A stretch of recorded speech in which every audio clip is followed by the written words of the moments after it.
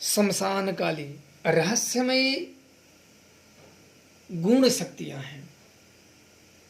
एक प्रकार से इनके बारे में बहुत कम ही लोग जानते हैं। ये रहस्यमयी शक्ति है और ये शमशान निवासिनी कहते हैं। इनके कृपा जिनके ऊपर हो जाए उनके ना तो तंत्र, ना तो मंत्र, ना तो यंत्र, ना तो किसी शक्ति, उसके साधक को किसी भी प्रकार से आप क्षति नहीं पहुंचा सकते हो।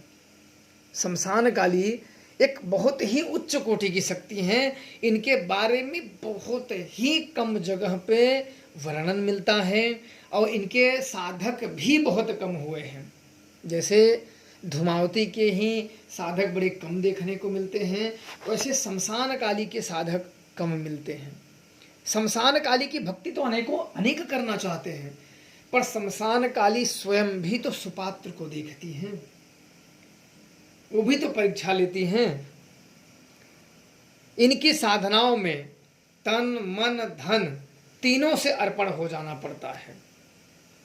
किसी भी कोने में आपके अंदर कपट भाव रह गया तो आप इनके मार्गों पे चल ही नहीं पाओगे।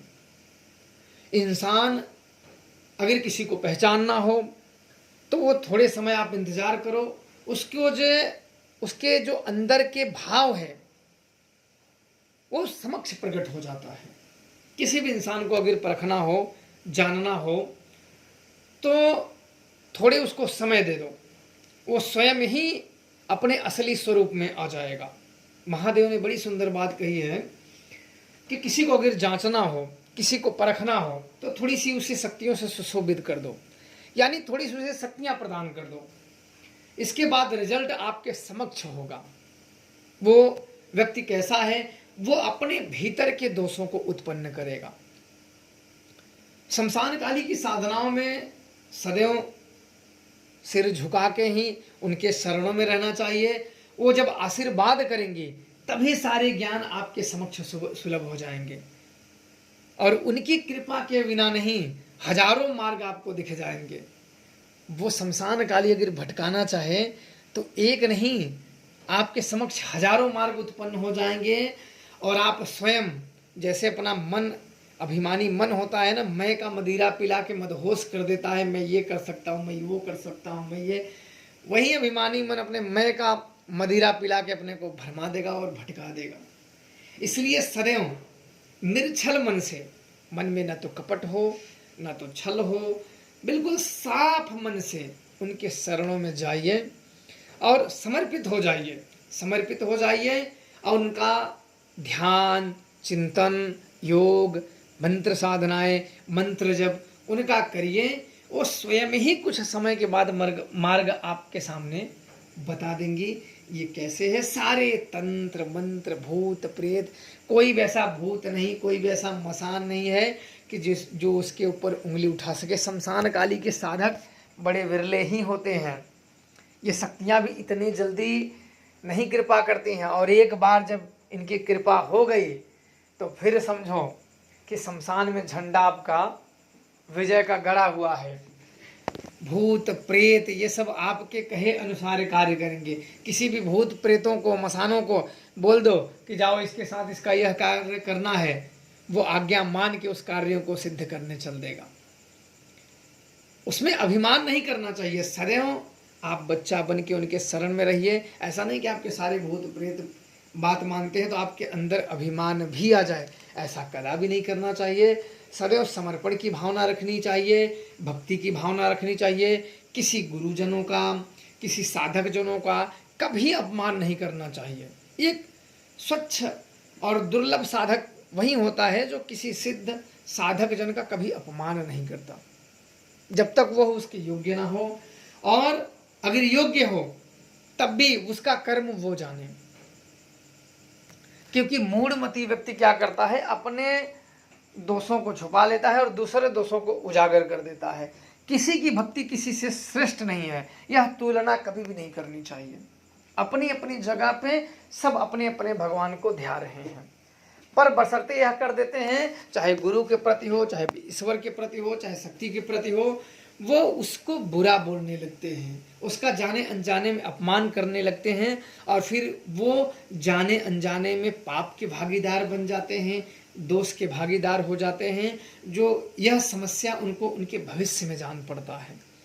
क्योंकि कभी भी व्यक्ति अगर एक बाज है, आकाश के सबसे ऊंचाइयों पे उड़ता है, पर सदैव वो भी वहां नहीं रह सकता, उसे जमीन पे ही आना है।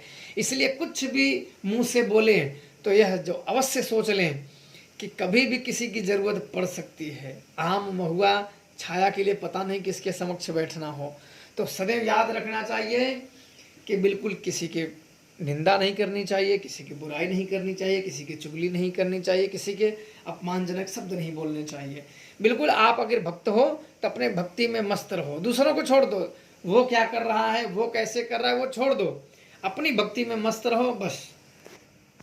तभी आपको ज्ञान अर्जित हो पाएगा। और देवी सुपात्र मान लेंगी तो ज्ञान के दरवाजे वो आपके समक्ष खोल देंगी, और जहाँ उनके समक्ष अगर ज्ञान के दरवाजे खुल गए तो बाकी और किसी की जरूरत ही नहीं है। तो सदैव उनकी कृपा के पात्र बने और सुपात्र रहिए, मन में भटकाव ना रखें। देवी देवता मदद के लिए अवश्य आते हैं। किसी भी सिचुएशन में इंसान भूल जाते हैं, हम इंसान क्या होते हैं, लालची होते हैं, लोभी होते हैं, कई कपटी होते हैं, पर शक्तियाँ नहीं होती। शक्तियाँ एक बार वचन दे दिया तो दे दिया, और इंसान भले से एक बार वचन दे फिर भी कपट कर जाए, पर शक्तियों में ऐसा नहीं होता है। शक्तियाँ वचन की पक्की होती हैं। कुछ धूर्त भूत ही, जैसे आदमी जो मरते हैं वो भूत बन जाते हैं तो वह कपटी होते हैं, उसी प्रकार ही जो उच्च शक्तियाँ होती हैं ये कभी इनके अंदर कपट भाव नहीं होते हैं। वचन की ये बड़ी पक्की होती हैं, एक बार वचन दे दिया तो दे दिया। हारी बात हराम बरोबर, एक बार शब्द से निकल गया, अगर संकल्प हो गया तो फिर वो वापस नहीं आता है।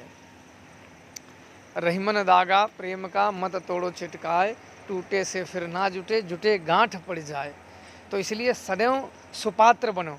अगर सुपात्र बनोगे तो शक्तियाँ अपने आंचल में सदैव आपको स्थान देंगी, और वो सदैव अपने आंचल में रहेंगे। जब भी अगर उनको हृदय से याद करोगे, वो उसी क्षण, चाहे रन में, वन में, जंगल में, अग्नि में, किसी भी मुसीबत से मुसीबत परिस्थिति में आप उनका स्मरण करोगे, वो उसी क्षण मदद करती हैं। मैंने स्वयं देखा है, ऐसे संकटों में वो साथ देती हैं कि कह ही नहीं सकते। भगवानी ईश्वरी संकटों में तो सदैव ऐसी चीज़ें करनी चाहिए, और ये शक्तियाँ आती हैं, चाहे कैसा भी संकट हो, कैसी भी परिस्थिति हो। पर साधक का मन दर्पण की भांति स्वच्छ होना चाहिए, और उनके अंदर उनकी छवि और भक्ति होनी चाहिए। अवश्य वो मदद के लिए आएंगे। जय श्री महाराज।